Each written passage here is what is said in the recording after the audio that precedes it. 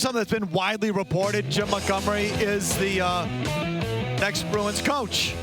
You have a thought on this before I give you my spiel? Murray or McCarthy? Yeah, I do, yeah. And it's now official, too. The Bruins put it out on Twitter as of 30 minutes ago. And they say they're paying him, I think, $2 million a year. But, I like most Bruins fans with a pulse, detest Don Sweeney. I think he and Cam Neely should have been fired for their continued butchering of the draft, treating Bruce Cassidy as a scapegoat for yet another failed season, all that. But all that said, I give credit where it's due with the hiring of this Montgomery as their new head coach because – for the past couple of weeks, Mike, it seemed like this was headed the way of it being someone internal or local or some annoying Bruins tie-in, like Jay Leach. Ugh. So I applaud them at the very least for thinking out of the box with this hiring of Montgomery. He's coming from the Blues as an assistant. I like that. That's a good club. I saw this juicy stat that I like under Montgomery running the Blues penalty kill this past season.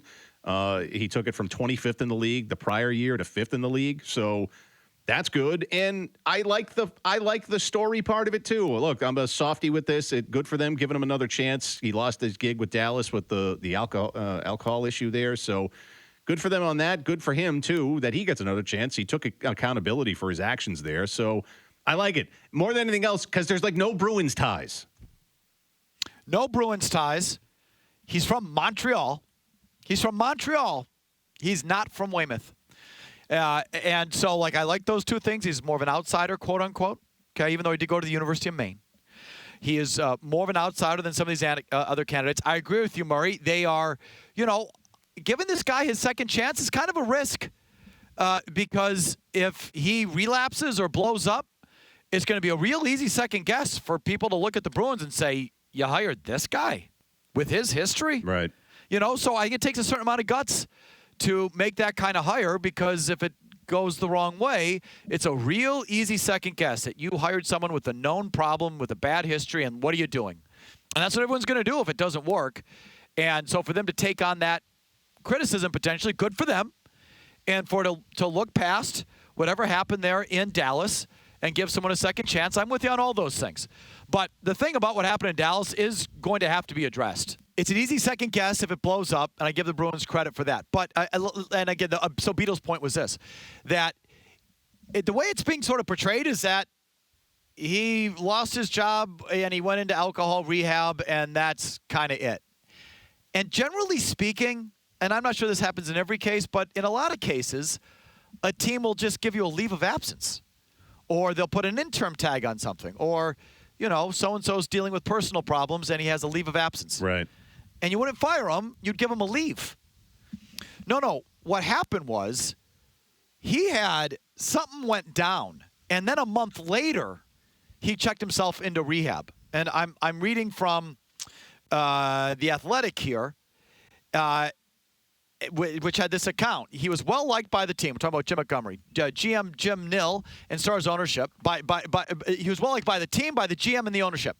But everything changed when the Stars got word of a quote unprofessional conduct. Got word of an act of unprofessional conduct that was relayed to Nill during the team family holiday party. What actually happened to get Montgomery fired with cause has never been revealed. According to multiple sources, the only people in the Stars organization that actually knew the details were in a small circle that included Nill, the owner, and Stars legal counsel to properly advise on the firing. Montgomery later, next month, it took a month. A month later, Montgomery admitted to dealing with alcoholism and he received treatment. But this was after he lost his job, and it was over an incident at a family company holiday party.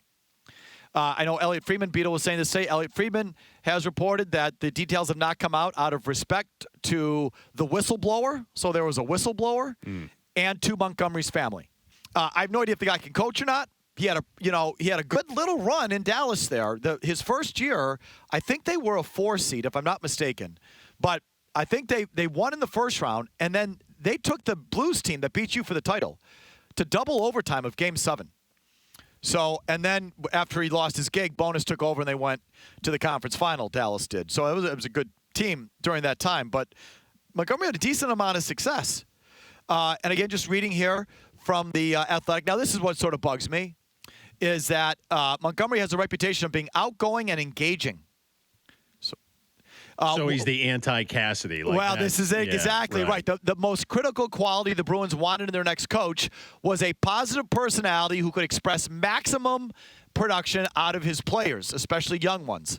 This was Cassidy's downfall.